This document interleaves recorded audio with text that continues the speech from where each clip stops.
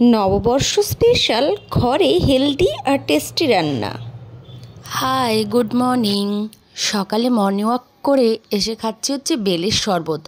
আমি যদিও চিনি ছাড়া খাই, ওই জন্যে একটু কেমন লাগছিল, কিন্তু খেতে তো হবেই, বলো, এই সিজনে খেতেই। চলুন আজ আপনাদের সাথে শেয়ার করব নববর্ষ স্পেশাল বাড়িতে হালকা কিন্তু টেস্টি রেস্টুরেন্ট স্টাইলে বিভিন্ন রকমের রান্না। তার মধ্যে রয়েছে mixed fried rice, chilli chicken, বাসন্তী পোলাও আর মাটন।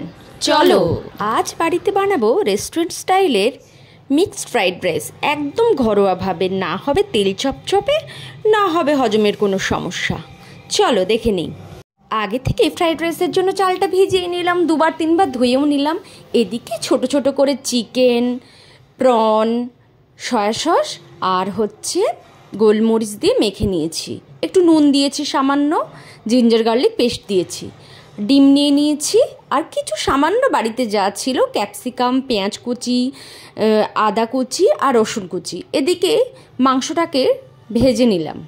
সাদা তেল দিয়েই করছি সব রান্না, কিন্তু খুব সামান্য পরিমাণে। এদিকে প্রনটাকেও ভেজে নিচ্ছি, চিংড়ি মাছ, এটা নুন আর গোলমরিচ দিয়ে মাখানো ছিল, এটা ভেজে নিলাম। এই কড়াইতে দিয়ে দেবো একটা ডিম, ওটাও একটু নুন আর গোলমরিচ দিয়ে সুন্দর করে ছোট ছোট টুকরো করে ভেজে নিলাম। এই তেলের মধ্যেই দিয়ে দেব ক্যাপসিকাম, জিঞ্জার আর গার্লিক যে টুকরো করে রেখেছি। তারপরে আগে থেকে সেদ্ধ করে রাখা 80% ভাত, ওটা দিয়ে সুন্দর করে মিশিয়ে ওপর থেকে ছড়িয়ে দেব। নুন আর মিষ্টি দিতে কিন্তু ভুলো না, সামান্য পরিমাণে চিনি আর নুন তোমাদের পরিমাণ মতো দিয়ে দিও। আর গোলমরিচের ঝালটাও থাকবে, একদম পারফেক্ট হবে। বাড়িতে রান্না, রেস্টুরেন্টে নয়, বাসিও নয়, একদম টাটকা আর খুব হালকা হেলদি, একদম Chinese food. Mixed fried rice হবে অথচ চিলি চিকেন হবে না, এটা কেমন হয়? আর আমার বাড়ির লোকের তো আমার হাতে চিলি চিকেন ভীষণ ভালো লাগে। এত লাইট অথচ ভীষণ টেস্টি চিলি চিকেন।